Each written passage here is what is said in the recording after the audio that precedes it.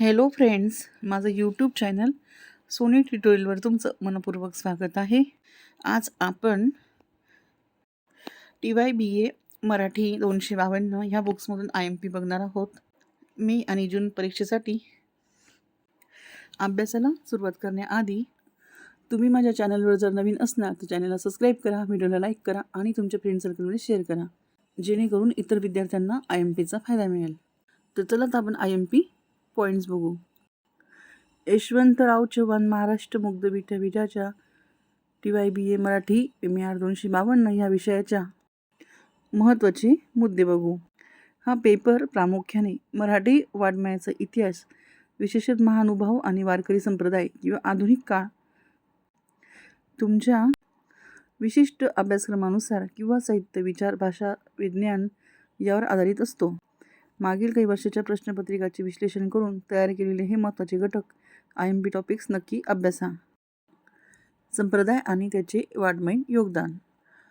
महानुभाव संप्रदाय. चक्रधर स्वामीचे कार्य. महानुभाव संप्रदायाची 5 प्रमुख सूत्रे ग्रंथ आणि लीळा चरित्र ग्रंथाचे वाङ्मयीन व ऐतिहासिक महत्त्व यावर दरवर्षी मोठा प्रश्न येतो. नंतर आहे वारकरी संप्रदाय.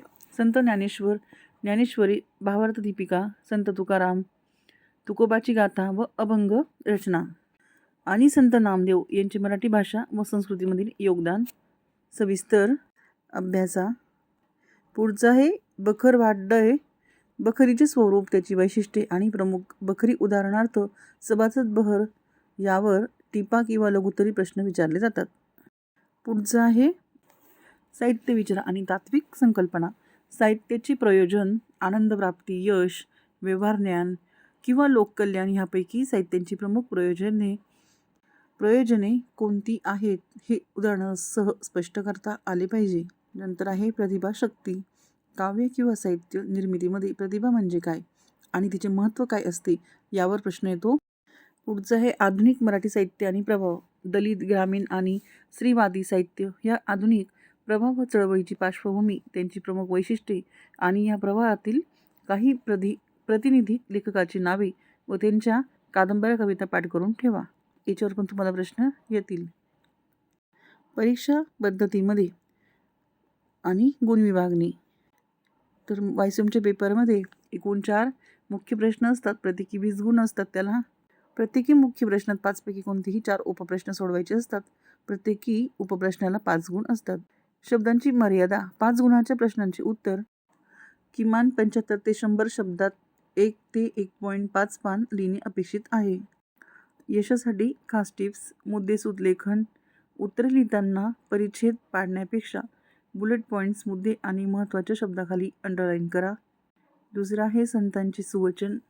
ओव्या. संत साहित्यावरील उत्तरात ज्ञानेश्वर किंवा तुकारामांच्या प्रसिद्ध अभंगाच्या 1-2 ओळी उद्धृत केल्यास उत्तराचा दर्जा वाढतो आणि चांगले गुण मिळतात.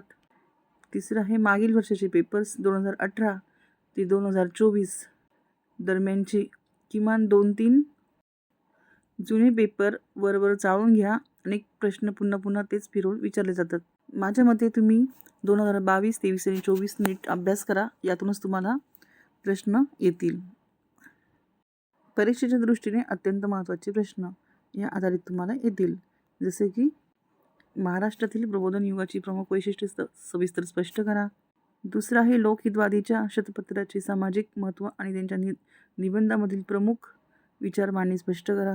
तिसरा आहे महात्मा ज्योतिराव फुले यांच्या प्रबोधनपर साहित्यातील शेतकरी आणि बहुजन समाज यांच्याविषयीच्या विचाराचा आढावा घ्या. गोपाळ गणेश आगरकर यांच्या बुद्धी, प्रामाण्यवाद आणि सामाजिक सुधारणा या संकल्पना स्पष्ट करा. प्रबोधनपर साहित्याने मराठी भाषेच्या आणि गद्याच्या विकासात काय योगदान दिले जे उदाहरणासह स्पष्ट करा. टिपा लिहा.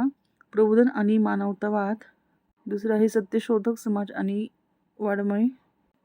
नंतर आहे आगरकरांची निबंधशैली. 19व्या शतकातील वृत्तपत्राचे प्रबोधनातील कार्य. वायसीएमच्या परीक्षेमध्ये उत्तर लिहिताना पाठांतरापेक्षा मुख्य विचार समजून घेण्यावर भर द्या. प्रत्येक सुधारकाचा मुख्य हेतू, उदाहरणार्थ आगरकर, विवेकवाद, फुले, समता व शिक्षण लक्षात ठेवला तर उत्तर विस्तारून लिहिणे सोपे जाते. मुक्त विद्यापीठाच्या पाठ्यपुस्तकातील प्रत्येक घटनाखालील स्वाध्याय आणि प्रगती पुस्तक मधील प्रश्न एकदा नक्की नजरेखालून घाला. तर चला पुन्हा भेटू पुढच्या व्हिडिओमध्ये एका नवीन विषयासोबत. सर्वांना बेस्ट ऑफ लक. सर्वांनी पेपर व्यवस्थित छान लिहा. पेपर कोरा ठेवू नका. मनाच्या भाषेत वाक्यरचना तयार करून पेपर लिहा. मी सांगितलेल्या मुद्द्यांच्या द्वारे अभ्यास तर करा, पण त्या व्यतिरिक्त इतरही घटक वाचून जा पुस्तकामधील, कारण पुस्तकात ते प्रश्न फिरवून टाकतात पेपरच्या वेळेस.